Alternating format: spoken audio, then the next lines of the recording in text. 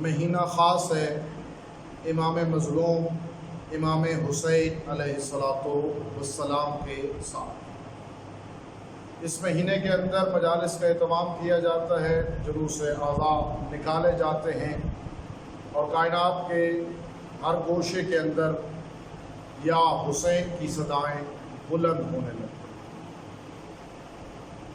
محرم الحرام فقط اس لیے نہیں ہے کہ چند جگہ پہ لوگ اکٹھے ہو جائیں، کوئی ایک پڑھنے والا پڑھے، سننے والے سنیں اور اس کے بعد گھر چلے جائیں، بلکہ محرم الحرام اپنا محاسبہ کرنے کی ہمیں دعوت دیتا ہے، اپنے آپ کو ہدایت کی جانب لانے کی دعوت دیتا ہے۔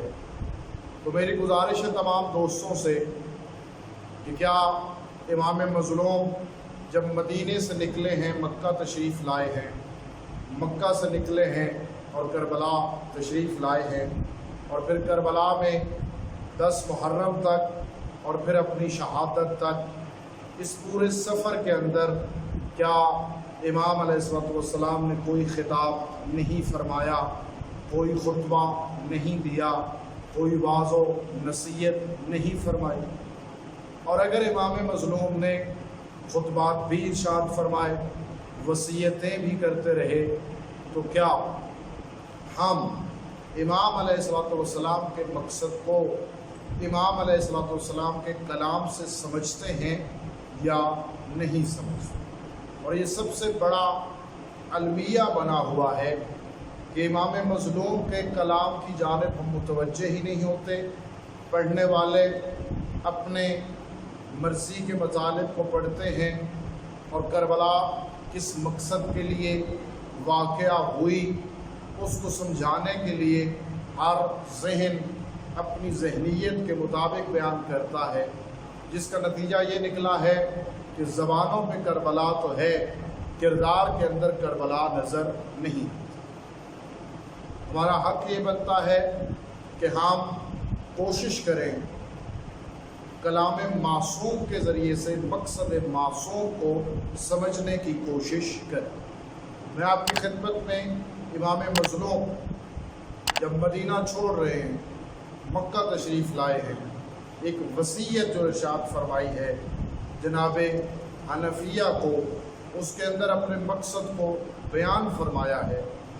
میں خود بھی اپنے آپ کو متوجہ کرتا ہوں اور آپ تمام دوستوں سے بھی گزارش ہے کہ اس کی جانب متوجہ ہونا چاہیے۔ امام علیہ السلام فرما رہے ہیں میں نکل رہا ہوں اور میرا یہ نکلنا کسی فتنے، کسی فساد، کسی لڑائی، کسی جھگڑے یا کسی ظلم و ستم کے لیے نہیں ہے، بلکہ میں حسین ابن علی نکل رہا ہوں تاکہ اپنے نانے کی امت کی اصلاح کر سکوں۔ امام علیہ السلام کے یہ جملہ ہمیں اس بات کی طرف متوجہ کر رہا ہے کہ اصلاح وہاں ہوتی ہے جہاں بگاڑ ہو جائے، اصلاح وہاں ہوتی ہے جہاں لوگ اپنے اصلی ہدف اور اپنے اصلی مقصد سے ہٹ جائیں۔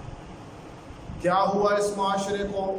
وہ کون سی ایسی چیز تھی جس کو چھوڑ دیا اس معاشرے نے بعد از رسول، اور آج اتنا بگاڑ پیدا ہو گیا کہ نواسہ رسول کو اس امت کی اصلاح کے لیے مدینہ جیسے شہر کو بھی چھوڑنا پڑ گیا اور خانہ کعبہ کو بھی چھوڑنا پڑ گیا۔ اگر ہم اس چیز کی طرف متوجہ ہوں تو رسول اللہ نے یہ ارشاد فرمایا تھا کہ میں تمہارے درمیان 2 چیزیں چھوڑ کے جا رہا ہوں، ایک ہے اللہ کی کتاب اور دوسرے ہیں میرے اہل بیت۔ بعد رسول لوگوں نے کیا کیا؟ اہل بیت سے رخ موڑ لیا۔ اہل بیت علیہ السلام کے فضائل بیان کرنے کے لیے ہر کوئی آگے بڑھتا، لیکن اہل بیت کے حکم کو ماننے کے لیے کوئی آگے نہ بڑھتا۔ اور اگر رسول اللہ کے اس فارمولے پر عمل کیا جاتا، جیسا کہ خود ضمانت دی تھی رسول اللہ نے، اگر ان دونوں سے متمسک رہو گے تو کبھی گمراہ نہیں ہوگے۔ لہٰذا آج امام اصلاح کے لیے جا رہے ہیں۔ اصلاح اس لیے ہوئی کہ وہ گمراہ ہو گئے، اور وہ گمراہ اس لیے ہوئے کہ انہوں نے رسول کے دیے ہوئے اس فارمولے کو چھوڑ دیا، اور اہل بیت صرف اس لیے دیے گئے کہ ان سے محبت کرو، یا خم غدیر پر ولایت علی ابن ابی طالب کا اعلان کر کر رسول اللہ نے یہ بتا دیا تھا کہ اہل بیت دے کے جا رہا ہوں کہ میرے بعد تمہارے حاکم ہیں، ان کی باتوں کو ماننا، ان کے حکم کے آگے سر تسلیم خم کر لینا۔ تو نتیجتاً یہ کہنے میں کوئی حرج نہیں ہے کہ نظام مصطفیٰ سے رخ موڑا گیا، ولایت علی ابن ابی طالب سے رخ موڑا گیا، امت اس مقام پہ پہنچ گئی کہ اب مظلوم کربلا کو اس کی اصلاح کی ضرورت محسوس ہوئی۔ اے میرے مولا، آپ اصلاح تو کرنا چاہ رہے ہیں، اصلاح کس کے ذریعے سے کر رہے ہیں؟ نظام ولایت بتانا چاہتے ہیں کہ جس نظام ولایت کو چھوڑ دیا گیا اور آج تم اس مقام پہ پہنچ گئے، میں حسین اسی نظام ولایت کے ذریعے سے اصلاح کرنا چاہتا ہوں۔ وہ نظام ولایت کیا ہے؟ خود ہی فرما رہے ہیں، اریدو، میں چاہتا ہوں کہ میں امر بالمعروف کروں اور نہیں عن المنکر کروں۔ تو نظام ولایت میرے دوستو نیکی کا حکم دینا اور برائی سے روکنے کا نام نظام ولایت ہے۔ نیکی کا حکم دینا، برائی سے روکنا، یہ ولایت علی ابن ابی طالب۔ خالی زبانوں پر من کن تو مولا کے بعد علی کو مولا کہہ دینے والے بہت سارے تھے، لیکن علی کے حکم پر عمل کرنے والے نظر نہیں آئے۔ اگر وہاں پر زبان سے نعرہ لگانے والے ولایت کو اپنے کردار میں بھی ڈھال لیتے تو کبھی کربلا واقع نہ ہوتی، کبھی حسین کو اصلاح امت کے لیے نکلنا نہ پڑتا۔ ختم ہو گیا نیکی کا حکم اور برائی سے روکنا۔ اور یہ ولایت علی ابن ابی طالب ہے ہی یہ کہ جو انسانوں کو نیکی کی طرف لائے اور برائی سے۔ پھر آگے فرمایا، یہ عمل میں کر رہا ہوں، اصلاح کر رہا ہوں، کس کے ذریعے سے؟ کہ میں اپنے نانا کی سیرت پر عمل کروں اور میں اپنے بابا علی مرتضیٰ کی سیرت پر۔ تو یہ قافلہ چلا ہے نظام ولایت علی کو رائج کرنے، نظام ولایت لوگوں کو بتانے، نظام ولایت کے ذریعے سے لوگوں کی اصلاح کرنے۔ ذرا دیکھتے ہیں جب کوئی ولایت کے ذریعے سے اصلاح کرنا چاہے تو اس کا کردار کیسا ہوتا ہے۔ کیا اس قافلے کے متعلق آپ یہ کہہ سکتے ہیں کہ وقت نماز ہو اور اس قافلے نے نماز ادا نہ کی ہو؟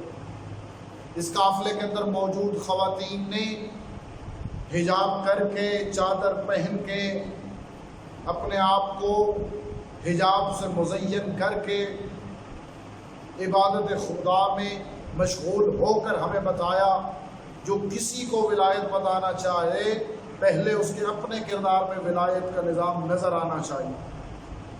اور یہ کتنا عظیم نظام ولایت تھا جس سے امام اصلاح کرنا چاہتے تھے کہ جب دشمن سامنے آئے، ہر سپاہیوں کے ساتھ آ گیا اور اس کی پیاس کو دیکھا، گو معلوم ہے کہ رستہ روکنے آئے ہیں، دشمن بن کے آئے ہیں، لیکن نظام ولایت وہ تھی کیونکہ اس علی کی ولایت نافذ کرنی تھی جس علی نے اپنے قاتل کو شربت پلایا تھا، اس بابا کی سیرت کو وہاں پر عملی طور پر بیان کیا اور رستہ روکنے والوں کو بھی پانی پلایا، ان کے حیوانوں کو بھی پانی پلایا۔ آج ہم جلوس نکال رہے ہیں، آج ہم ماتم کر رہے ہیں، آج ہم مجلس برپا کر رہے ہیں اس لیے کہ لوگوں کو کہیں کہ نظام ولایت پہ آؤ، نظام ولایت سے اصلاح ہوتی ہے، نظام ولایت سے معاشرے میں امن قائم ہوتا ہے۔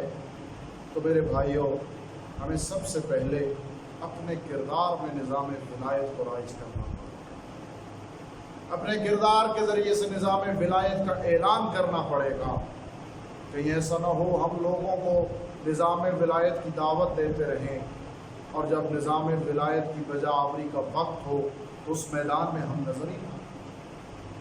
ہم یا حسین تو کہتے ہوئے نظر آئیں، لیکن جس مقام پر حسین ہمیں لے کے جانا چاہتے تھے وہاں جانے کی ہم زحمت بھی نہ کریں، تو ایسا نہ کیجیے۔ محرم اور حرام کو سمجھیے، مقصد امام حسین کو کلام امام سے سمجھیے۔ خدا ہمیں کربلا سے متمسک رہنے، نظام ولایت کو سمجھنے اور اس پر عمل کی توفیق عطا فرمائے۔